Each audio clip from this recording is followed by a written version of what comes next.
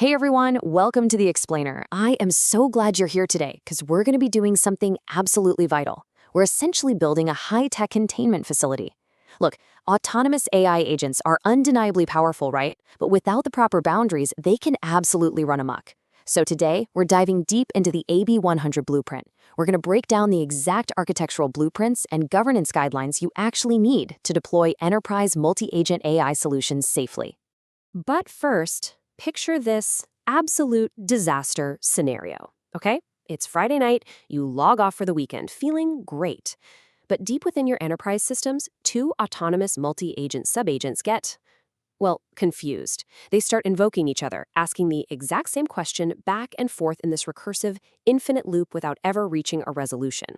And they just sit there, quietly and efficiently draining your entire Azure resource budget, minute by minute, all weekend long. Massive latency, a massive bill, just an absolute disaster. To prevent that exact nightmare, we really need a solid rescue plan, which brings us to the Microsoft AB100 blueprint. We've got 3 layers of defense to master today. First, the telemetry pipeline, second, the ALM pipeline, and third, scenario decision matrices. Okay, let's dive into this. Starting off with our first layer of defense, the telemetry pipeline.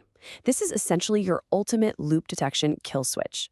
The core problem with these complex multi-agent workflows is this massive visibility gap. So to bridge it, we use a really slick 4-step logic tree.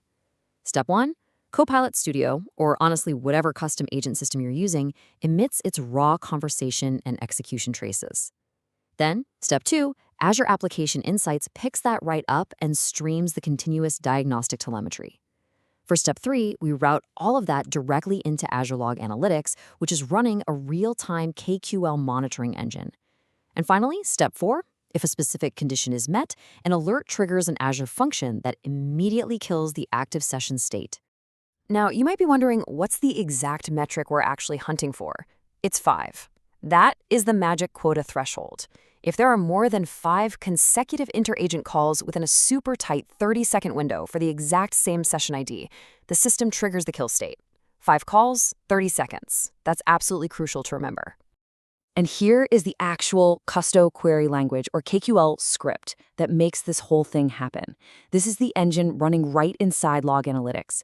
It filters for the agent orchestration category, counts up the calls by session ID, and effectively flags those automated infinite loop patterns well before they ever have a chance to breach your budget. It's like a financial safety net.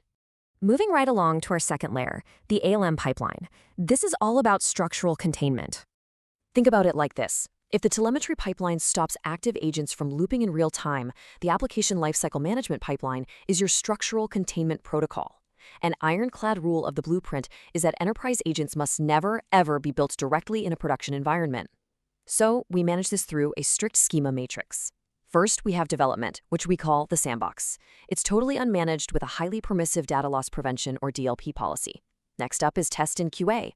Think of this as the gatekeeper, where the solution state becomes managed and we introduce stricter organizational baselines. And finally, we hit production, the secure zone, fully managed, maximum lockdown, and utilizing the enterprise search SKU. And this brilliantly illustrates the massive contrast between environments. In the sandbox, your developers have these highly permissive APIs. They need the freedom to rapidly prototype and make direct tweaks. But once you get to the managed secure zone of production, it's a totally different story. Strict, read-only lockdown, no direct edits are allowed at all. Updates only ever happen through a verified release pipeline. All right, let's head into our final layer of defense, Section 3, Scenario Decision Matrices. We're going to tackle 4 architectural scenarios using a sort of if-then cadence to expose some really common exam traps. So Scenario 1, high compliance and data sovereignty. If your enterprise absolutely demands strict compliance with something like HIPAA or GDPR, or maybe needs total isolation of unstructured medical records, then what do? Well, be warned, because the major exam trap here is just relying on native, out-of-the-box Microsoft 365 Copilot plugins. Do not fall for that. Default wrappers use shared tenant-wide indexing frameworks. Your target solution actually needs to be Microsoft Foundry or a custom Azure AI Studio instance. Why? Because those high-compliance boundaries absolutely require customer-managed keys and private virtual network endpoints. It's a completely isolated infrastructure. Moving on to Scenario 2, which is all about identity inheritance. If an agent needs to autonomously execute a write or update operation on a connected SQL database, It absolutely has to do so under the security context of the currently signed-in user. So the crucial point is implementing the on behalf of, or OBO, identity pattern. This pattern essentially uses Microsoft Entra ID authentication tokens so the agent can inherit those explicit user-level data security permissions. And the danger here, the classic exam trap, is just hard-coding a master service account or some broad managed identity for those transactional requests. If you do that, you're literally opening the door to horizontal privilege escalation. You're effectively bypassing your own data security. You've got to architect the solution to respect existing user contexts using that OBO identity pattern flow we just talked about. Okay, scenario 3, preventing data exfiltration. If you need to stop sensitive corporate data like credit cards or customer PI from leaking out to third-party endpoints, then you have to act at the structural level. And, I always kind of laugh at the exam trap for this one. It's trying to use simple system prompts, literally just instructing the AI, hey, please do not share this data. Yeah, no way. That's going to instantly fail a corporate security review. Your actual target solution is integrating an agentic governance gateway backed by Microsoft Purview DLP policies.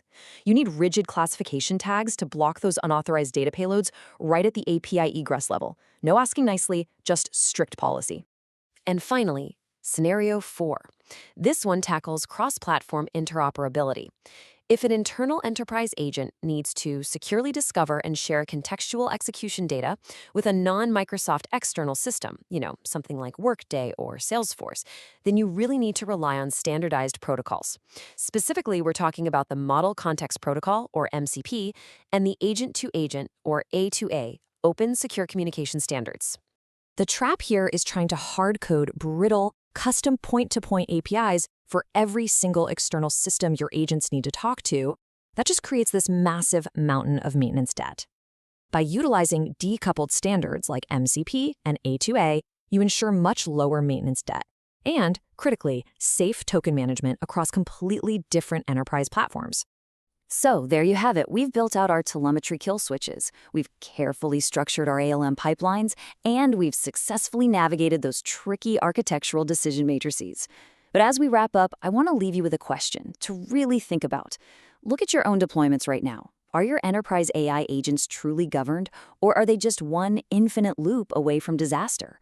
Seriously, take these AB100 blueprint concepts back to your own enterprise-contained facilities and make sure you're actually building resilient, secure AI solutions. Thanks so much for joining me for this explainer, and keep explaining the complex.